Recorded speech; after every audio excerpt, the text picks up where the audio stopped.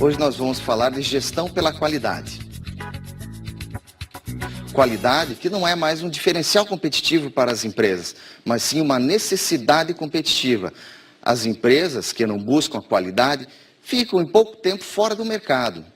Empresas do segmento alimentício, automotivo ou papeleiro possuem sistemas parecidos entre elas. Então, cada segmento de mercado funciona mais ou menos, podemos dizer assim, com os mesmos processos. Então, elas fazem benchmarking entre elas. Elas fazem pesquisas, elas fazem comparações. Se você visitar uma empresa automotiva de uma marca de veículo e for em outra, você vai notar que são basicamente os mesmos processos, as mesmas máquinas. Então, as empresas, elas buscam os sistemas de benchmarking para buscar essa qualidade que está no mercado. Cada empresa deve buscar seu próprio modelo de gestão pela qualidade. Para que isso aconteça, nós precisamos estudar os conceitos, a história da qualidade, as ferramentas da qualidade. Importância da qualidade. A qualidade surgiu no início do século passado, 1940, 1950. O termo, na realidade, comentado a primeira vez por Fehrenbaum em 1957, ele já existia. Apenas o termo TQM, Total Quality Management, ou Total Gerenciamento da Qualidade, começou a ser usado aí em 57. Outra pessoa muito importante na qualidade, não podemos deixar de comentar dele, é Deming. Deming nasceu em 1900, nos Estados Unidos, formou-se mestrado e doutorado na área de Química e Estatística e desenvolveu vários trabalhos nos Estados Unidos. Em 1942, 1943, trabalhou no esforço de guerra norte-americano, aplicando ferramentas estatísticas da qualidade em empresas de equipamento bélico norte-americanas. O controle estatístico da qualidade, então, ele foi desenvolvido nos Estados Unidos, foi aplicado na época da Segunda Guerra Mundial e logo após a guerra ele foi aplicado também no Japão, principalmente por Deming. Havia uma diferença entre o controle estatístico de qualidade aplicado nos Estados Unidos com o controle estatístico aplicado no Japão. Nos Estados Unidos, o controle estatístico ele ficou a nível de chão de fábrica. Ele não subiu para a gestão da organização, coisa que aconteceu no Japão. No Japão, o controle estatístico foi ensinado a partir dos empresários, a partir dos empreendedores. Joseph Moses Juran foi também um norte-americano, exemplo de Deming, que desenvolveu boa parte do seu trabalho no Japão. Ele citava de forma incisiva nas suas palestras, nos seus treinamentos, a questão da estratégia empresarial, a importância da estratégia empresarial na utilização da qualidade. Ele falava também que a qualidade é adequação ao uso. Adequação ao uso quer dizer fabricar um produto, desenvolver um produto que se adeque à utilização do cliente. O cliente vai precisar de um produto e a empresa que vai fabricar tem que fabricar aquele produto, aquele serviço, desenvolver aquele serviço que se adeque a ele. Juran falava do comprometimento da gestão, a importância do comprometimento das pessoas que gerem uma empresa na qualidade. Senão, não funciona. Juran falava também das diferenças entre Estados Unidos e Japão, dos contextos e da aplicação da qualidade em relação ao desenvolvimento, do controle estatístico nesses dois países. Ishikawa foi o primeiro guru japonês dentro desse contexto. Ishikawa desenvolveu os ciclos de controle de qualidade, desenvolveu as 7 ferramentas do controle de qualidade também. E ele falava da questão do trabalho em equipe, a importância das empresas desenvolverem o trabalho em equipe com a utilização dessas ferramentas. Kauru comentava que 95% dos problemas da companhia podem ser resolvidos com essas ferramentas. Ele falava que isso era possível. E quais são, então, essas 7 ferramentas de Ishikawa? A primeira delas é o gráfico de Pareto. A segunda é o diagrama de causa e efeito, ou espinha de peixe, ou ainda diagrama de Ishikawa. Tem esses 3 nomes. A terceira são os histogramas. A quarta, folhas de verificação.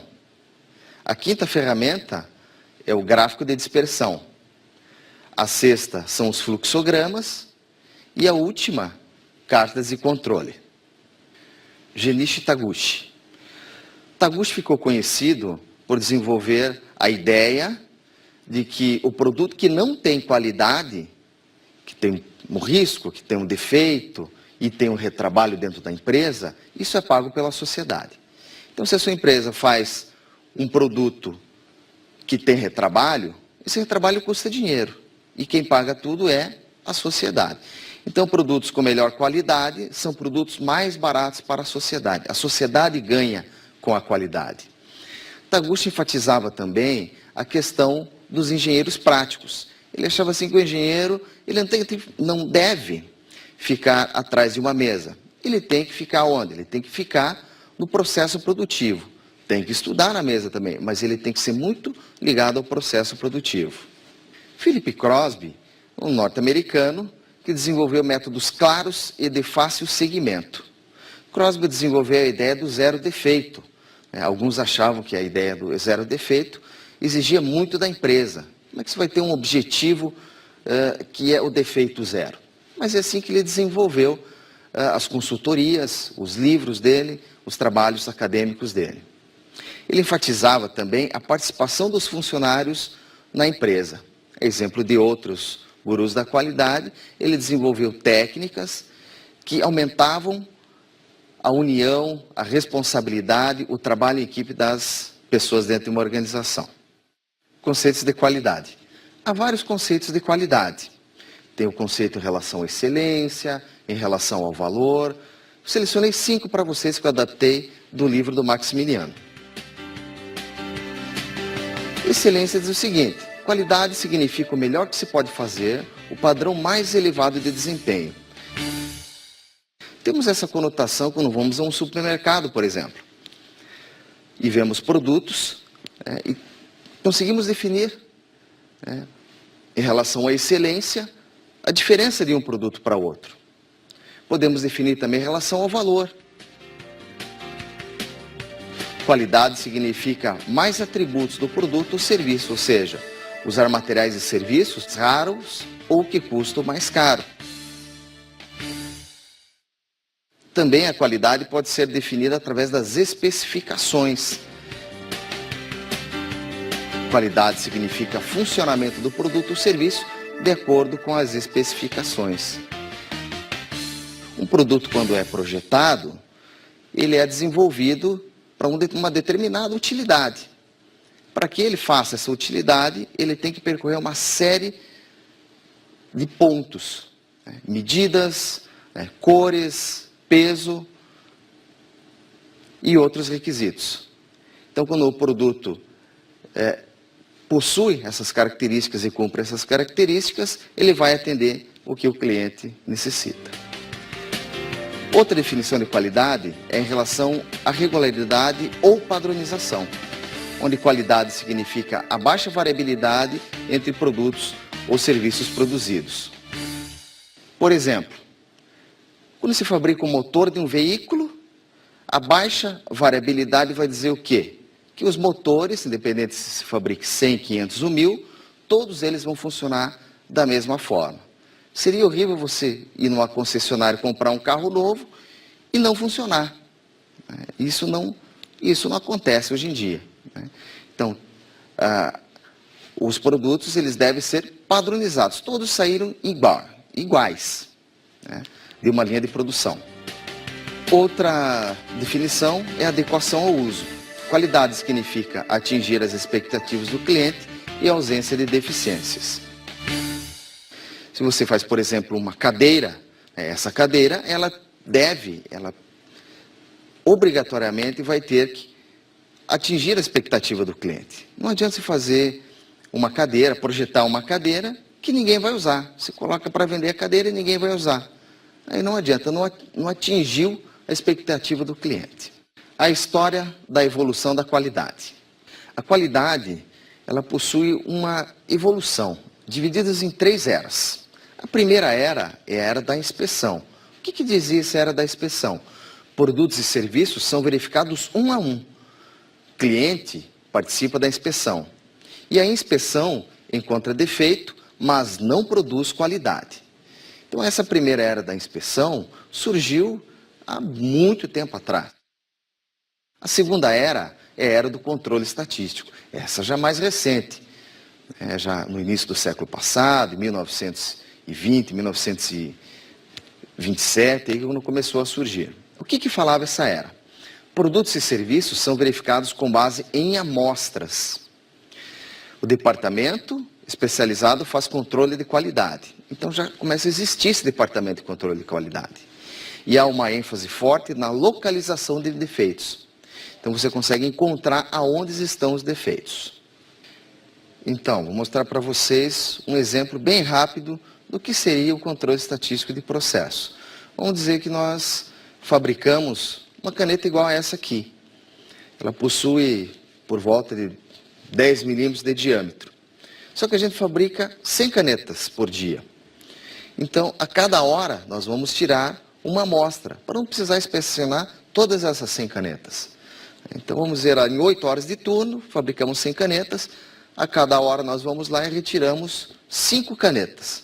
E tiramos essa medida aqui, esse diâmetro. Esse diâmetro aqui nós medimos, todos eles anotamos, e tiramos uma média. Então, essa média a gente traz e vai colocar num gráfico que eu vou mostrar para vocês aqui. Nesse desenho aqui, esse LC, aqui em cima quer dizer limite superior de controle. Esse aqui é o limite inferior de controle e aqui a média. Então, a nossa média, eu falei para vocês que era 10 milímetros. Nós vamos fazer aqui um risco da primeira medida. A primeira medida que nós tiramos no dia, nós vamos colocar em cima dessa linha vermelha. Então, se essa média das canetas que nós tiramos deu 9,5, vamos dizer que ficou aqui, ó. Se a média é 10, 9,5 vamos colocar aqui. O limite inferior de controle 9 e o limite superior de controle 11. A segunda medida, vamos colocar 10,2 mais ou menos, vai cair em cima dessa média aqui. A terceira medida do dia, pegamos as canetas, tiramos a média, deu em torno de 9,8. Vamos colocar aqui. E assim por diante. A cada média, nós colocamos um ponto nesse gráfico aqui. E vamos desenhando depois. Vamos ligar essas bolinhas aqui que eu fiz. Olha. O que acontece se uma bolinha cair fora desses limites? Quer dizer que o teu processo está fora de controle. Esse ponto 5 e esse ponto 6 estão fora do controle. O que isso quer dizer? Você tem que tomar uma ação. Se o teu sistema ele está dentro dos limites de controle, você só tem que controlar. Se ele cair fora, você tem que tomar uma ação. Fazer alguma coisa, mudar o processo, mudar a ferramenta, mudar alguma coisa para que os limites, as medidas caiam dentro dos limites de controle. A terceira e última era é a era da qualidade total. Na era da qualidade total, a empresa que investe em qualidade diminui os custos. Por quê? Por que a empresa diminui os custos? Porque ela vai diminuir o seu retrabalho, vai melhorar o treinamento com os seus funcionários, vai ter uma proximidade maior com os seus clientes. Então, o que fala essa era? Ela fala assim, produtos e serviços são verificados com base nos interesses do consumidor. Há esse foco, você fica olhando o tempo inteiro para o consumidor. Toda empresa é responsável pela qualidade. Não só os gerentes, não só o pessoal de fábrica, não só o departamento de qualidade, mas todos os componentes de uma empresa são responsáveis pela qualidade. E há uma ênfase na prevenção de defeitos. Você não espera acontecer o defeito para depois arrumá-lo, né? Você vai antecipar. Antes de acontecer o defeito, eu vou atuar dentro do meu processo. PDCA. PDCA foi originalmente desenvolvido por Stewart em 1927, 1930, mas Deming que divulgou para o mundo. Por isso que muitos chamam o ciclo PDCA de ciclo Deming. Agora eu vou mostrar uma figura para vocês que vai exemplificar o que é o PDCA. O PDCA é formado como um círculo e possui os cortes como uma pizza. Ele funciona no sentido horário. A primeira etapa é o planejamento, é o P. A segunda é o D, de do, de fazer. O terceiro é o C, de check. E a última é o A, de action. Então, o PDCA ele funciona nesse sentido horário. Dentro do planejamento, consiste em definir as metas e definir os métodos que permitirão atingir essas metas. O do é educar e treinar, executar as tarefas. O check, verificar os resultados da tarefa executada.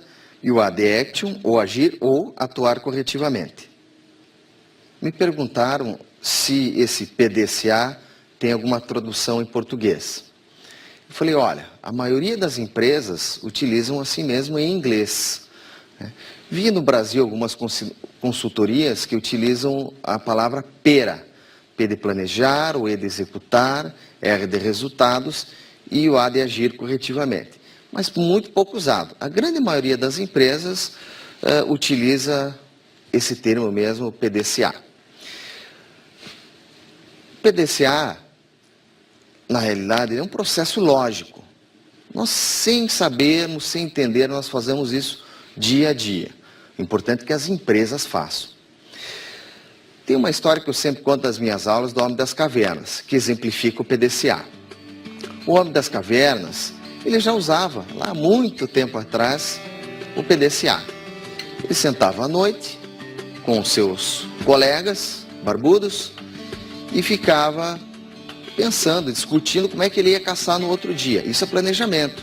Aonde que eles iam caçar, qual o tipo de animal que eles iam caçar, quantos animais, o horário, quantas lanças eles iam levar, e aí no outro dia eles iam caçar. Isso seria o do. O fazer, a segunda etapa do PDCA. E lá se posicionavam no local e caçavam os animais. A terceira etapa, o que seria para o Homem das Cavernas? Voltar para suas cavernas e analisar o que deu errado e o que não deu errado. Esse seria o cheque. Olha, nós planejamos na noite passada que nós íamos caçar 2 animais em tal local. Íamos levar 20 lanças. O que aconteceu? Faltou lança e caçamos menos animais do que planejávamos. Isso seria o C, o cheque. Aí o A é a última etapa. É onde eles vão utilizar a informação do planejamento, do do, do fazer, do C, do checar, e aí fornecer informações para novamente planejar. Então lá no C, eles verificaram se eles tinham feito ou não as atividades do planejamento e no A, atuar corretivamente, arrumar aquilo que eles não tinham previsto. Planejamos 20 lanças, precisaríamos utilizar 25, por exemplo. Ok? Então até o próprio Homem das Cavernas já fazia. Fazemos isso no nosso dia a dia. Para fazer um churrasco nós fazemos isso. Se todo mês nós fazemos um churrasco com a nossa turma, todo mês temos que pegar lista, nome de pessoas, precisamos pegar produtos que você precisa comprar, carvão, carne, etc. E demais, refrigerante, um local. Se houver outro churrasco, você vai replanejar. Aquilo que deu errado no primeiro churrasco, você vai arrumar para o segundo churrasco. Então, o PDCA é um processo lógico, onde quando você desenvolve ele sistematicamente, você acaba gerando a melhoria contínua. que é melhoria contínua? Você buscar sempre melhorar o seu processo. Tem um desenho que exemplifica a melhoria contínua. Nesta figura aparece o ciclo PDCA subindo os degraus, onde cada degrau representa uma pequena melhoria.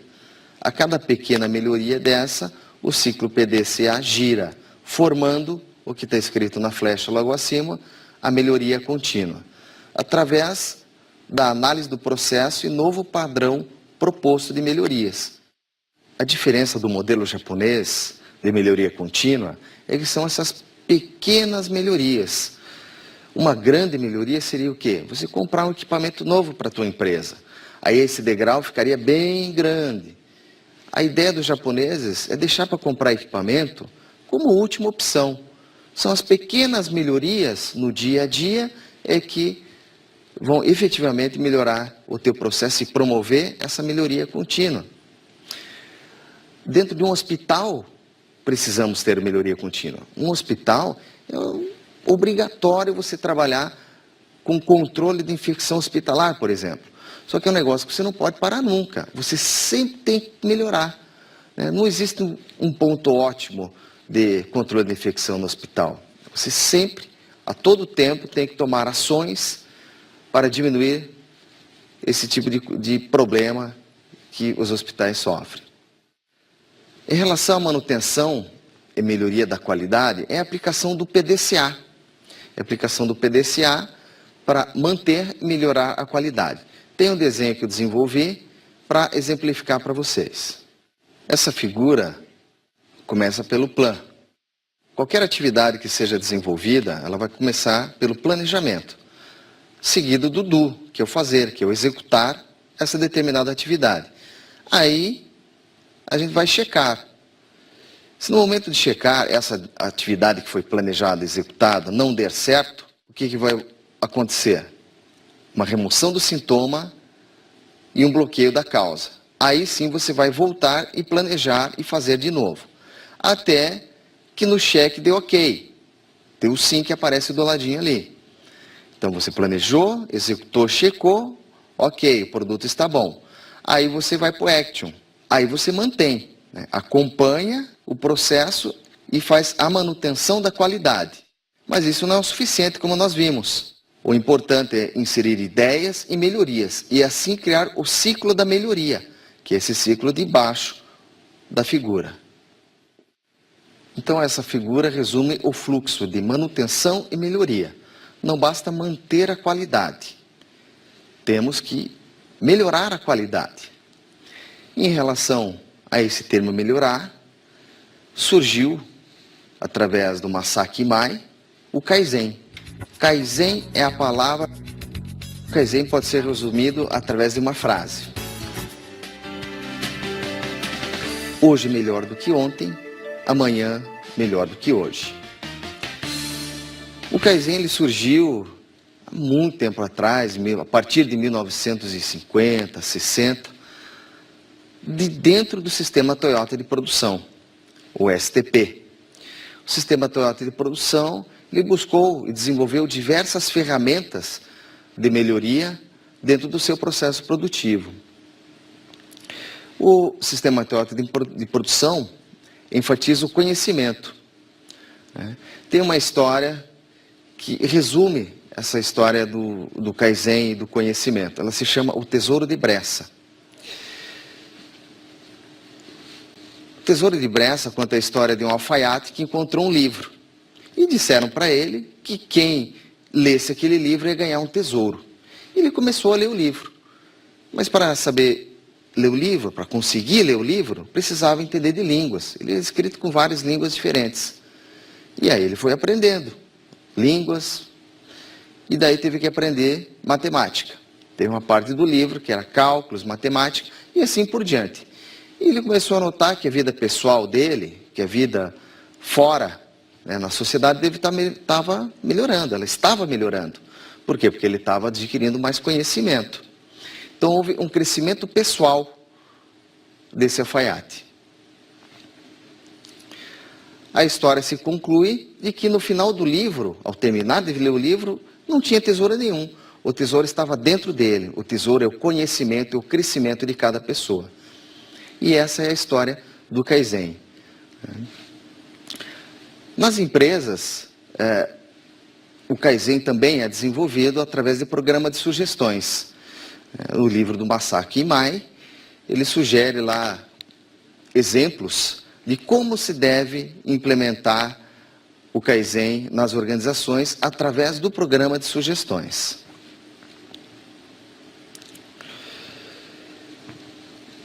Vários autores sugerem que não se deve fazer uma propaganda enganosa do que é a qualidade, do que é o Kaizen, do que é a melhoria contínua.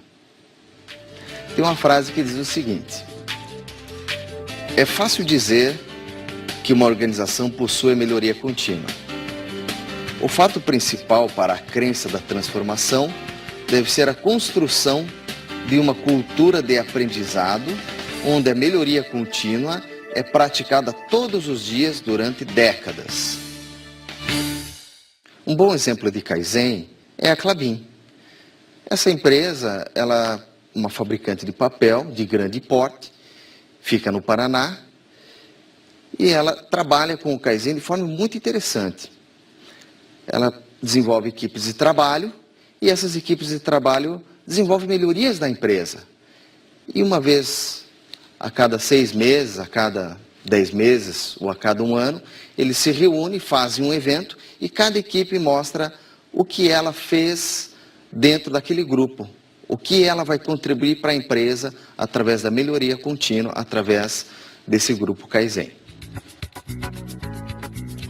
A produção enxuta, ou Lean Manufacturing, surgiu de dentro do STP, do Sistema Toyota de Produção. A produção enxuta trabalha com equipes multifuncionais, ou seja, funcionários que fazem diversas coisas de dentro da empresa e aplicação de várias ferramentas. Uma dessas ferramentas pode ser o Kanban, o Pokayoke e tantas outras que tem para se trabalhar dentro do Lean Manufacturing, ou produção enxuta. Taiichi Ohno disse o seguinte: os valores sociais mudaram. Agora não podemos vender nossos produtos a não ser que nos coloquemos dentro dos corações de nossos consumidores, cada um dos quais tem conceitos e gostos diferentes. Hoje, o mundo industrial foi forçado a dominar de verdade o sistema de produção múltiplo em pequenas quantidades. Taiichi Ohno, quem falou essa frase, foi um dos precursores do sistema Toyota de produção. Ele também desenvolveu os 7 desperdícios da produção em massa. O primeiro desperdício é a produção em excesso, ou seja, se fabricar mais do que é necessário. Outro desperdício é a espera. O produto ficar esperando para passar de uma etapa para outra. O outro desperdício é o transporte. Se transportar um produto, um equipamento de um lugar para outro sem que haja necessidade. O processamento pode ser também um desperdício, segundo o Ohno. Quando se processa demais um produto, mais do que a necessidade, também há um desperdício. Excesso de estoque. Quando se produz mais do que precisa, se enche muito estoque. Isso também é um desperdício. Também há o desperdício do excesso de movimentação e também a correção, o retrabalho. Quando se faz um produto ou serviço e tem que arrumá-lo, tem que corrigi-lo, há então um custo. E esse custo é o retrabalho, há um desperdício aí. Trabalhei uma vez numa empresa que desenvolvia um tanque. É um tanque chamado tanque de expansão. Era um tanque mais ou menos desse tamanho. É aquele que, se você abrir o capô do seu carro, você vai ver ele com água dentro, que ele vai para o radiador e volta para o tanque. No processo de fabricação desse tanque, há uma solda. Então você injeta um pedaço do tanque, o outro pedaço, junta eles e faz uma solda. Como é um equipamento de segurança do veículo, você tem que testar 100%. Uma máquina faz um teste 100% para ver se aquele tanque aguenta uma determinada pressão. A máquina testa aquela pressão e quando ele vaza a pressão de dentro desse tanque, vem um punção e estraga, caso ele não aguente a pressão desejada. Esse processo de vir uma ponta, um objeto e estragar o tanque é o que se chama do Poka-yoke. É o sistema à base, à prova de erros. Né? Um sistema, um mecanismo que não deixe a empresa, a pessoa errar. Isso que quer dizer Poka-yoke. Que também é um exemplo de um elemento, de uma ferramenta que surgiu dentro do sistema Toyota de produção. Womack e Jones são dois autores muito famosos relacionados à produção enxuta. Eles disseram o seguinte: a produção enxuta representa uma ferramenta que utiliza menos recursos para criar a mesma produção que um sistema de produção em massa tradicional, enquanto aumenta a gama de bens acabados para o cliente final. Também pode ser chamado de fabricação ágil, just-in-time ou JIT, fabricação sincronizada ou fabricação de classe mundial. Então, o processo de fabricação de classe mundial ou Lean Manufacturing são processos muito utilizados em empresas que exigem flexibilidade. O mercado solicita um produto. Quando a empresa produz esse produto olhando para o mercado, é a produção puxada. Os custos da qualidade e da não qualidade. Quando se fabrica um determinado produto, pode ser uma resistência, por exemplo, uma pequena resistência, um equipamento eletrônico, e você detecta o defeito no momento que você fabricou, aquele produto vai custar em torno de 20 centavos. Quando você desenvolve um produto, fabrica um produto com uma resistência e não pegou no momento da fabricação, você olhou para aquele produto e você passou para a etapa seguinte, que é a montagem no computador. O retrabalho, ao arrumar essa placa, vai custar em torno de R$10. Agora, quando você muda esse computador para o mercado, pode custar até R$5.000. Então, a qualidade tem um custo. É caro manter, é caro ter qualidade. E a qualidade é dividida em duas etapas. Né? Os custos, então, da qualidade e os custos da não qualidade.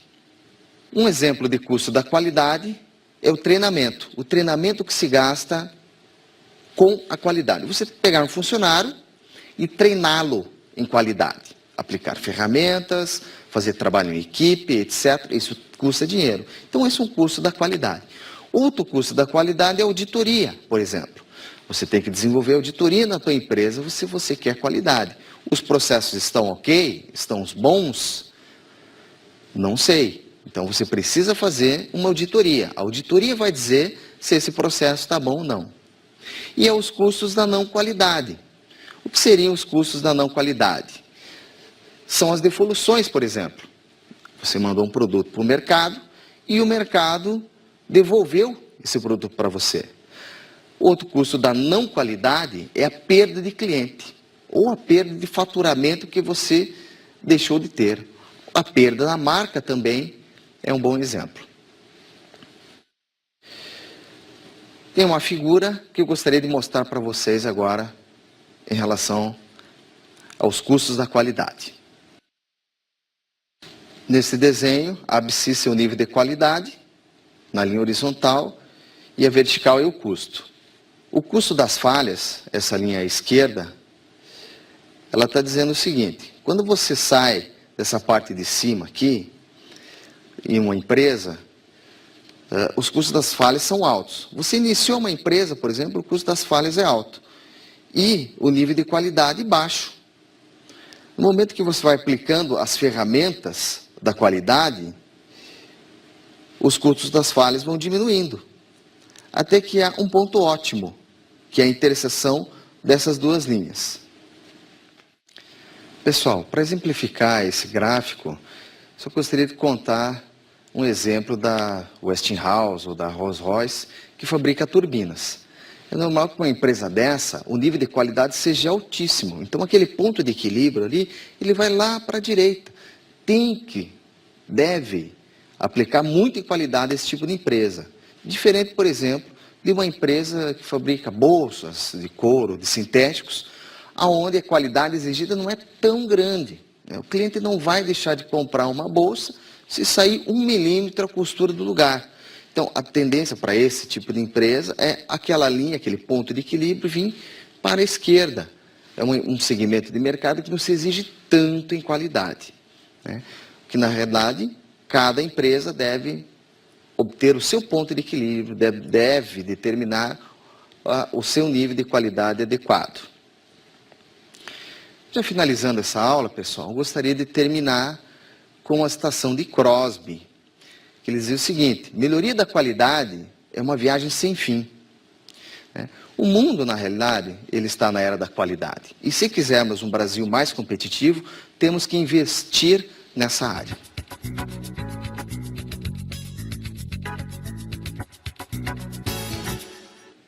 Deixo como dica para a aula de hoje o site da Fundação Nacional da Qualidade.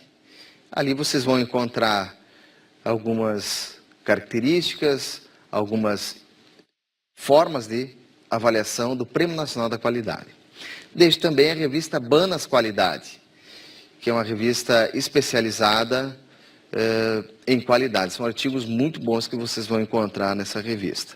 O Instituto Kaizen, onde vocês vão aprender um pouco mais sobre Kaizen, e o Instituto Lean, que é o Instituto Lean Manufacturing, é um site todo em português, vocês vão encontrar bastante informação lá. O livro do Deming, As Chaves para a Excelência, e um outro livro, o livro da Máquina que Mudou o Mundo, de Womack Jones. Foi um best-seller aí, desde que foi lançado esse livro aí. É um livro muito interessante.